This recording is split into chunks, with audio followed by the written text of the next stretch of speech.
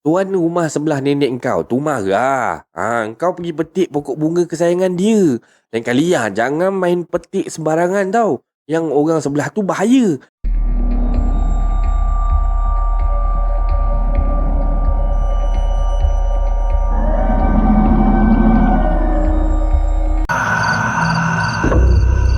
Assalamualaikum warahmatullahi wabarakatuh dan salam sejahtera kepada anda semua. Selamat datang ke channel Kisah Seram Malaysia. Jadinya diharapkan anda semua pada hari ini sihat-sihat belakalah hendaknya ya.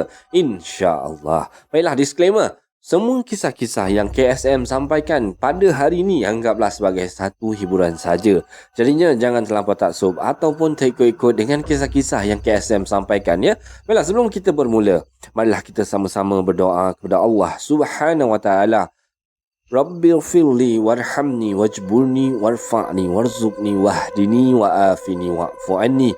Rabbighfirli wali walidayya warhamhuma kama rabbayani saghira. Ya Allah, ampunilah dosa kami dan dosa kedua orang tua kami dan kasihanilah keduanya sebagaimana mereka mengasihi kami sewaktu kami masih kecil. Amin amin ya rabbal alamin.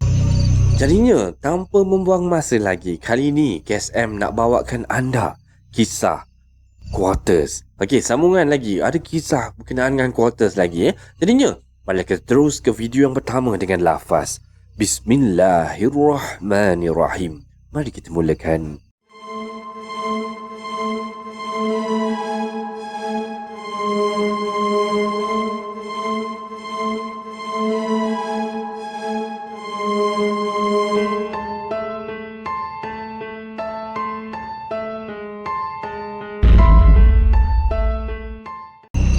Baiklah, okay guys, untuk kisah yang pertama ni, macam KSM katakan tadi, kisah berkenaan dengan Quarters, okay?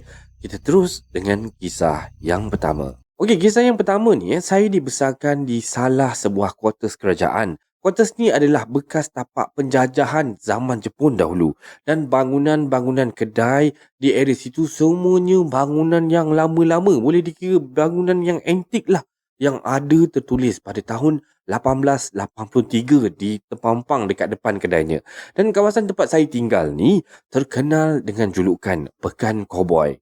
Dengan reka bentuk bangunan dia tu memang antik. Seperti kita ni berada seakan-akan di dalam bangunan lama sekitar Bandar Melaka macam tu. Dan maka banyaklah terdapat kisah-kisah seram yang berlaku di Quarters itu. Lumrah kehidupan kanak-kanak perempuan ni. Biasalah budak-budak dia akan suka bermain dengan anak-anak patung. Dan begitu jugalah dengan saya. Dan saya juga mempunyai koleksi anak-anak patung ni. Dan yang paling saya suka ataupun paling saya suka buat main itu patung teddy bear dengan satu patung turtle tu. Dan hampir setiap harilah saya akan bermain-main dengan dua jenis anak patung saya ni lah. Dan sambil saya bermain dan biasanya saya akan bercakap-cakap lah. Orang kata bersembang-sembang lah dengan anak patung ni. Jadi je nak dijadikan cerita lah. Pada satu malam, sedang saya nyenyak tidur ni. Tiba-tiba badan saya ni terasa panas, rasa bahang sangat tau. Dan kata mak saya lah, ni mengikut cerita mak saya lah. Selepas saya dah tanya pada mak saya, biasanya kalau kita rasa panas, bahang tengah-tengah malam tu, cara tiba-tiba je, itu biasanya adalah petanda. Petanda yang akan hadirnya perkara-perkara mistik yang akan muncul. Jadinya, tiba-tiba saya terdengar satu suara, macam suara budak kecil, kanak-kanak kecil sedang asyik, sedang berbual-bual macam tu. Tetapi, bahasa mereka tu begitu asing sekali yang tak pernah langsung saya dengar dekat mana-mana pun. Jadinya waktu ni, saya pun memberanikan diri dengan membuka sedikit mata saya ni untuk melihat siapakah yang sedang berbual-bual itu. Dan alangkah terkejutnya saya, rupa-rupanya suara kecil tu datang daripada anak-anak patung yang selalu saya buat main tu. Itulah anak patung teddy bear dengan anak patung turtle tu. Dan mereka ni waktu tu seolah-olah bercakap dan bergerak-gerak tau macam tu. Dan saya terkejut waktu tu dan terus saya menutup mata dan mengharapkan biar cepatlah siang kan. Dan keesokan harinya, apabila saya terjaga daripada tidur ni, saya melihat anak-anak patung tadi tu berada kiri kanan saya tau. Dan selepas daripada kejadian itulah, saya jadi macam takut. Jadi fobia untuk bermain dengan anak-anak patung lagi. Dan kisah ini ataupun pengalaman ni saya tak pernah ceritakan pada sesiapa pun. mahupun pada keluarga saya. Kerana saya khawatir yang mereka tidak akan percaya dengan kisah-kisah ataupun dengan cerita saya ni. Tetapi apabila saya dah meningkat di remaja, dah besar sikit, barulah saya berani untuk menceritakan perkara tersebut kepada keluarga saya. Dan selepas beberapa kejadian aneh yang telah berlaku dan saya masih lagi ingat kejadian yang lain di quarters yang saya pernah duduk dulu di tingkat 2 dan bilik mak bapak saya ni adalah bilik belakang tau, dan bilik ni menghadap ke pokok-pokok yang besar dan tinggi di belakang tu. Manakala di bawah rumah saya tu pula ada pokok-pokok pisang yang ditanam oleh jiran bawah ni. Dan kejadian itu berlaku pada waktu malam, di mana sedang saya bermain. Ni lah budak-budak tengah main lompat-lompat dekat atas katil bilik mak ayah saya waktu tu. Dan pada ketika itulah saya melihat susuk tubuh saya sendiri ada dekat pokok pisang tu tau. Tengah main pusing dekat keliling pokok pisang tu. Jadinya bila saya pandang macam tu, saya perhatikan je lah, apa yang saya nampak sebenarnya betul ke? Macam mana boleh saya nampak diri saya sendiri dekat situ? Tapi yang peliknya, saya dapat melihat pokok-pokok pisang tu dan saya dapat melihat diri saya sendiri dekat situ. Dan saya terkejut dan takut, lantas terjatuh daripada katil waktu tu. Dan saya terus berlari keluar daripada bilik ni dan beritahu mak saya. Dan mak saya terus menarik ikatan tali langsir tu untuk tutup cermin tingkap tu kan. Dan saya waktu tu menjadi takut kerana rumah saya ni kan dekat tingkat 2 tadi. Macam mana pokok-pokok pisang tu boleh kelihatan? Kerana pokok pisang tu bukanlah tinggi mana pun. Dan yang paling saya terkejut sekali, macam mana saya boleh nampak diri saya sendiri waktu tu tengah bermain di celah-celah pokok pisang tu. Itulah yang lebih membuatkan saya terkejut sampai saya terjatuh daripada katil ni. Dan ini adalah kisah pembukaan Kisah Seram Malaysia pada malam ni. Macam mana anda rasa dengan pengalaman ni? Kan? Itulah zaman waktu kecil-kecil kan. Kadang-kadang kita ada nampak. Kan? Sebenarnya kadang-kadang kita ada nampak. Tapi kita macam, ya tak ya je kan. Dah itulah lebih kurang cerita dia. Jadinya, okey, kita ada kisah lagi. Kisah yang kedua. So, korang stay tune. Kita sambung dengan kisah yang kedua.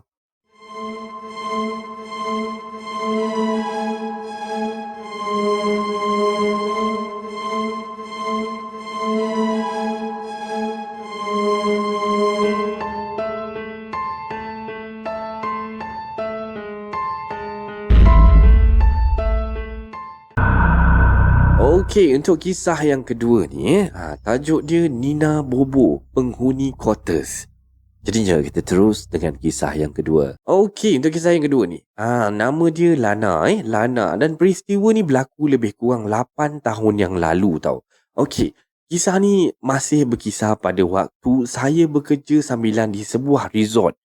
Di satu macam tempat resort tu, dia kerja kat situ lah, tempat tu banyak hutan-hutan. Macam tu lah, mana yang tahu-tahulah kata dia. Okey ni, dan waktu kisah ni telah terjadi lah. Waktu tu jam menunjukkan jam 9 malam. Tinggallah saya, Kak Long dan Acik di quarters. Dan memang kami sajalah yang tinggal dekat sini pun. Acik datang pun kerana cuti sekolah waktu tu. Dan malam tu saya cuti. Tak duty kan malam tu. Dan giliran Kak Ida, manager kami, bertugas di kaunter. Dan bila dia bertugas ni, biasanya Kak Ida ni bila dia bertugas, dia akan bawa anak-anak kecil dia lah. Anak dia ada 3 orang. Seorang nama Yami, seorang nama Aina dan seorang lagi nama Caca. Dan yang paling sulung Aina, berumur dalam 5 ataupun 6 tahun macam tu. Dan yang paling bongsu pula nama dia Caca tu kan, berumur dalam 3 tahun.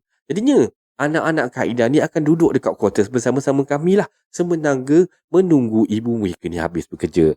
Dan di dapur pula si Acik ni tengah sibuk memasak juadah makan malam waktu tu. Okey, macam mana saya nak gambarkan quarters kami ni ya? Okey, dia macam ni. Dia punya quarters ni, rumah ni dekat hutan di tengah-tengah belantara tau. Dia jenis open concept yang kita boleh merasa secara langsung aura hutan ni. Kan? Dekat dapur ni ada satu tingkap besar dan pandangan ni menghala keluar ketika kalau kita tengah memasak tau. Dan ada satu meja makan dekat situ. Okey, jadinya selesai orang kata Acik ni masak, dia pun hidangkanlah makanan tu. Dan si Acik ni memang jenis yang sukakan budak-budak. Dia pun layanlah anak-anak Kak Ida ni makan. Dan bila budak-budak tu tak nak makan pula, waktu tu kan dah suruh dah masak penat-penat, dah tak nak makan pula budak-budak ni kan. Si Acik ni pun dia momokkan budak-budak ni dengan lagu Nina Bobo tau. Tahu tak lagu Nina Bobo tu macam mana? Kejap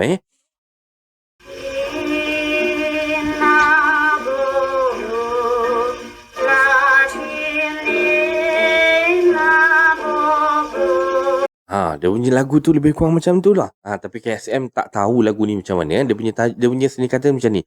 Nina Bobo, oh Nina Bobo. Kalau tidak Bobo, digigit nyamuk. Nina Bobo, oh Nina Bobo. Kalau tak makan, Nina Bobo datang. Yalah sebab ni acik tu tukar lirik dia tu sekali. Selesai makan apa semua, Kak Long dapatlah satu panggilan daripada Kak Ida. Mak dia orang ni lah. Yang manager kami tu, yang sedang bertugas. Jadinya, Kak Ida ni minta bantuan Kak Long untuk melihat bilik gas ni. Katanya dekat bilik gas tu ada satu tandas yang tersumbat. Jadinya waktu ni Kak Long pun bergegas lah pergi ke bilik tandas gas tu kan. Dan waktu ni si Acik ni pun ikut sekali Kak Long tu. Jadi waktu tu tinggallah saya ni dekat rumah dengan anak-anak Kak Ida ni. Kami waktu ni bila dah selesai makan apa semua, kami pun bergeraklah pergi ke ruang tamu. Dan ruang tamu ni ada satu sliding door tau. Memang jelas sangat melihat keindahan luar tu. Tengok kawasan hutan-hutan dalam kegelapan tu kan. Memang cantik sangat. Dan masa ni saya dah rasa lain macam tau sebenarnya. Tapi saya diamkan je lagi waktu tu. Dekat ruang tamu tu ada satu lorong tau. Di belakang laluan untuk ke bilik-bilik tau. Dan bilik saya dengan Kak Long ni ada dekat tengah-tengah tu. Manakala bilik yang dua lagi tu memang kosong. Tak ada penghuni tau. Dan kedudukan TV ni bertentangan dengan lorong tadi tu. Dekat skrin TV tu, kalau TV tu tak hidup, kita akan nampak lah apa yang lalu lalang dekat lorong belakang tu. Dan budak-budak ni daripada tadi tengah seronok-seronok bermain kan. Tiba-tiba tersenyap tau. Terberhenti masing-masing tak bergerak tau. Dan semua mata menghala tepat ke belakang tempat yang saya duduk tu. Which mean diorang pandang ke lorong belakang tu lah. Tepat di belakang saya. Macam dalam seinci dua je macam tu. Saya dapat rasa macam ada sesuatu tau. Macam ada aura sesuatu. Dan masa ni saya dah tak sedang duduk dah. Tak mampu nak buat apa-apa pun. Lebih-lebih lagi bila ada anak-anak kecil waktu ni. Yalah, Aina, Yami dan Caca ni mendekat ke arah saya waktu ni. Sambil mata mereka ni tunduk je tau. Memandang ke lantai. Saya pun terus tarik Caca ni paling rapat ke dalam dakapan saya tau. Daripada skrin TV kat depan saya ni, saya dapat melihat bayangan dia tu. Sangat-sangat hampir dan hanya di belakang saya. Betul-betul belakang saya. Dan semakin kuatlah waktu ni, saya dakap Caca waktu tu. Dan saya takut kalau dia apa-apakan budak-budak ni. Saya memang tak mampu nak buat apa-apa. Memang tak mampu nak menghalang sebab saya memang tak tahu apa-apa pun dalam bab-bab ni. Dan saya pun tak pastilah apa makhluk yang saya nampak ketika tu. Tapi yang pastinya ada sesuatu dekat belakang saya. Kerana waktu ni saya masih boleh melihat dekat belakang tu. Saya pun cakap, "Pergilah! Pergi!" Makin kuat saya peluk Caca waktu tu kan. Dan waktu ni saya sangat-sangat lah, ya Allah, bilalah Kak Long ni ataupun sesiapa je lah datang balik kat balik sekarang ni kan. Dan masa ni mulut saya terkumat kamit lah membaca surah yang saya ingat, yang saya hafal, semua saya baca. Aku nak mereka. Aku suka budak kecil. Dari tadi aku perhatikan mereka. Kasihlah aku satu. Kasihlah aku satu.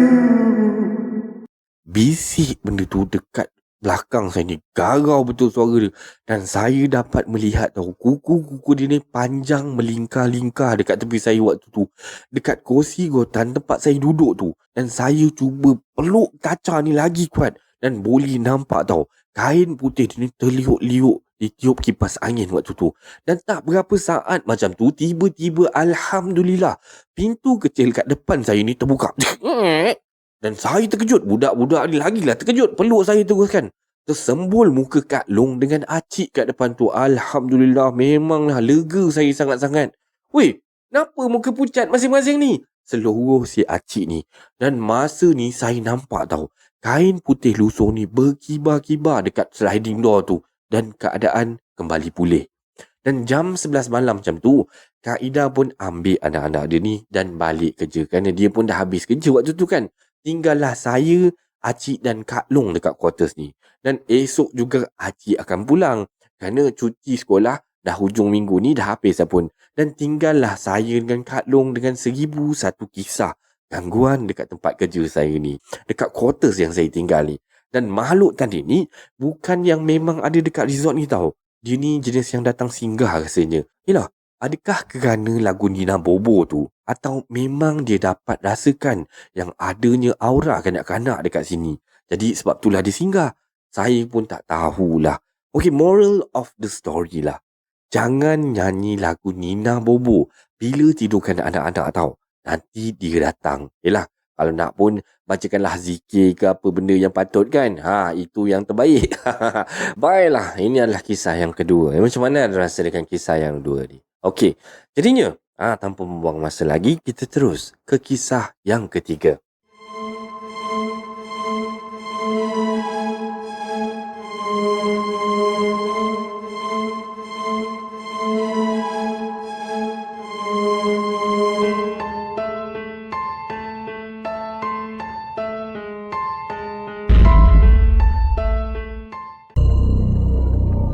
Okey, baiklah. Untuk kisah yang terakhir ni, daripada kisah-kisah berkenaan dengan quarters tadi, kita pergi ke kisah lain sikit lah. Kali ni kisah dekat kampung. Katanya kisah ni berkenaan dengan berubah wajah. Macam tu lah. Jadi, kita terus dengan kisah dia. Assalamualaikum warahmatullahi wabarakatuh. Waalaikumsalam. Okey, ini cerita yang saya nak kongsikan yang terjadi dekat rumah nenek saya lah. Pengalaman yang menghantui saya untuk dalam jangka masa yang panjang sekali. Petang tu, sebaik selepas pulang daripada sekolah lah, saya memang akan bermain lah macam biasa dekat laman rumah dengan adik-adik saya.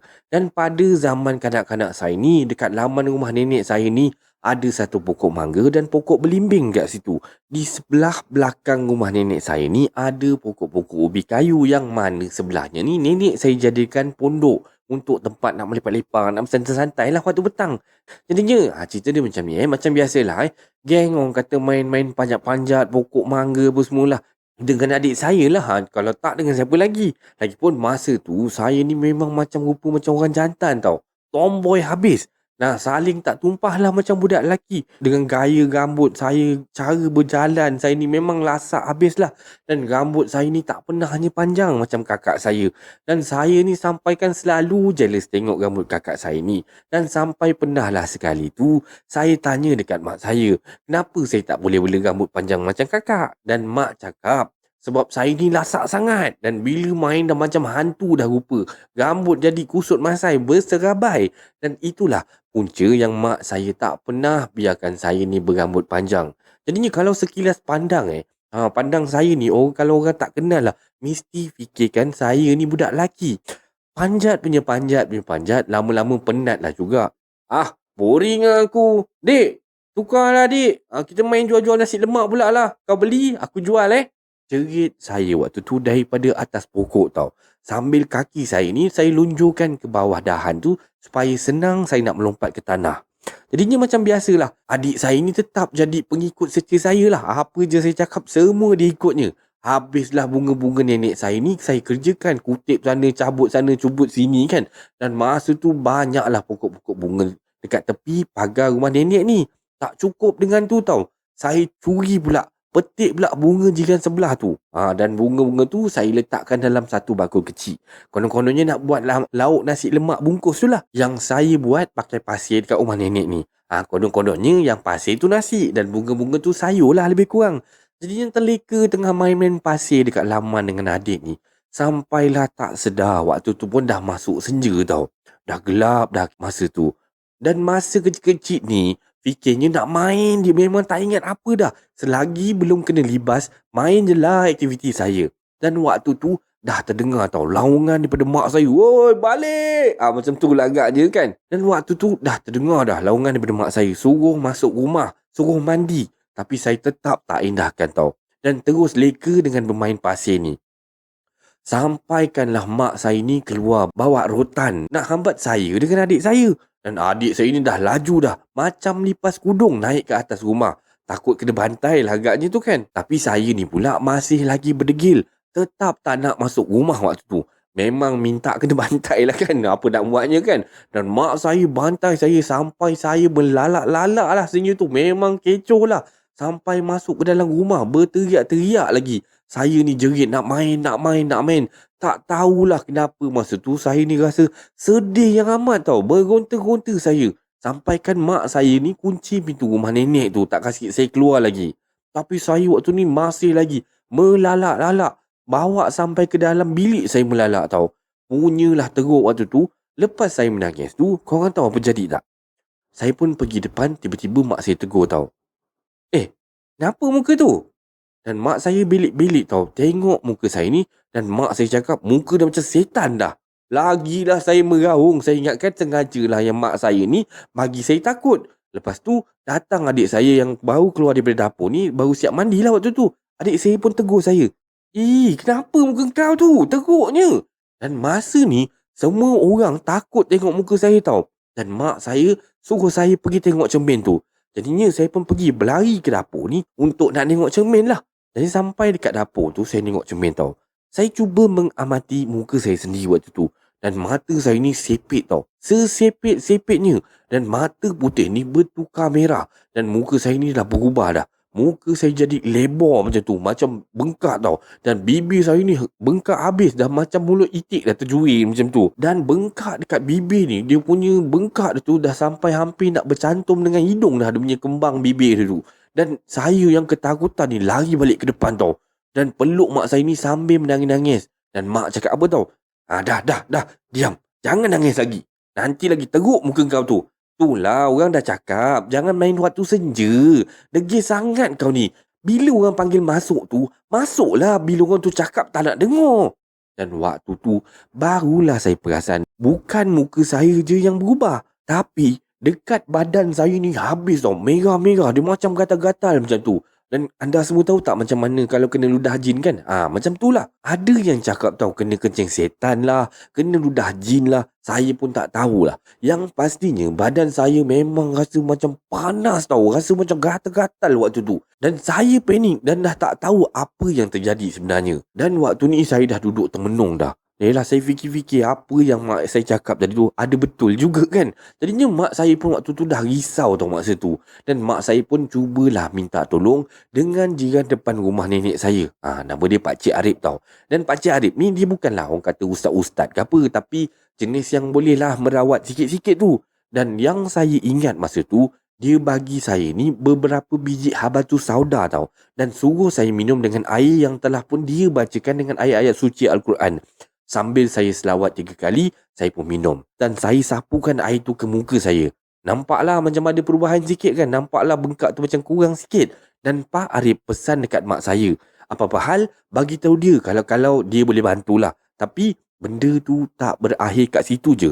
Dan malam tu saya mimpi ada jin bertandang dekat rumah nenek. Dan jin tu keluar daripada almari nenek tau. Dan tarik collar leher baju saya ni hingga jarak antara kami ni hanya sejengkal je. Muka kami tu seolah-olah macam memang marah sangatlah dengan saya.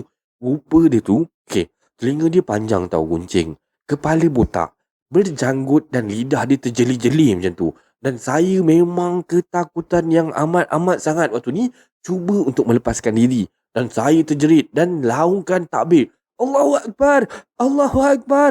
Allahu Akbar! Dan tiba-tiba saya pun tersedar daripada dalam mimpi tu dalam keadaan yang berpeluh-peluh tau. Dan saya ceritakan pasal mimpi saya ni pada mak saya. Dan tak lama lepas tu, mak saya pun panggil lagi Pak Arif ni dan tanyakan pada Pak Arif ni yang sama ada saya ni ada buat apa-apa yang salah ke? Saya main macam biasa je. Dan ini adalah kata daripada Pak Arif lah. Kata Pak Arif, tuan rumah sebelah nenek kau tu marah. Kau pergi petik pokok bunga kesayangan dia. Dan kalian jangan main petik sembarangan tau. Yang orang sebelah tu bahaya. Dan korang tahu, besoknya tu saya nampak makcik sebelah rumah tu. Dia pandang saya memang daring habis lah. Dengan pandangan yang amat-amat tajam tau. Dan semenjak daripada peristiwa tu dah, saya tak berani dah main dekat-dekat dengan rumah dia. Dan kalau saya nampak dia keluar, saya cepat-cepat lagi masuk dalam rumah. Dan untuk pengetahuan anda semualah, selepas kejadian tu jugalah, setiap kali saya menangis ni, muka saya akan berubah. Yalah, berubah macam saya cakap tu, jadi bengkak, jadi mata jadi merah. Lama tau, ambil masa bertahun untuk nak pulih benda tu. Dan selalunya bila saya bangun daripada tidur, selalu ada kesan-kesan cakaran dekat jari, dekat muka-muka saya macam tu. Dan ada masanya sampai terluka dan cakaran tu meninggalkan kesan darah. Dan benda ni berlaku sampailah ke saya ni meningkat dewasa.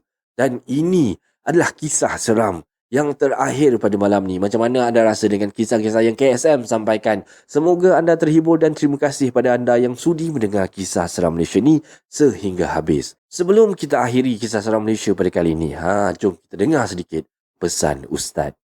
Kalau tanya bab tidur gini, dulu kita sekolah, cikgu kata tidur 8 jam. Jangan tidur 8 jam. Tidur 5 jam saja. Orang awam, ulama syorkan jangan lebih dari 5 jam tidur sehari. Mana siang tidur sejam, malam 4 jam. Banyak benda kita boleh buat. Malam-malam buka tafsir Azhar, tafsir Ibnu Katsir baca. Faham? Ambil 4 jam tidur malam. Selebihnya tahajud, selebihnya untuk bangun. Siang tidur sejam. Qailullah. Kalau tak dapat sebelum zuhur, selepas zuhur. Baiklah, sebarang komen, like dan share daripada anda semua amat-amatlah dihargai. Terima kasih pada yang dah sudi subscribe di channel Kisah Seram Malaysia ni, dan yang masih belum tu, bantulah saya dengan menekan butang subscribe, like dan sharekan video ini kepada kawan-kawan anda. Dan sokongan daripada anda semua adalah ibarat satu pembakar semangat buat saya untuk terus berkarya, agar saya terus berusaha untuk membuat banyak video-video yang baik, yang menarik dan berkualiti untuk anda semua tonton, insya-Allah. Jadinya yang baik itu datang daripada Allah Subhanahu Wa Taala, dan yang buruk itu datang daripada kelemahan diri saya sendiri. Dan saya akhiri kisah seram Malaysia pada kali ini dengan lafaz Assalamualaikum warahmatullahi wabarakatuh. Terima kasih semua, selamat malam.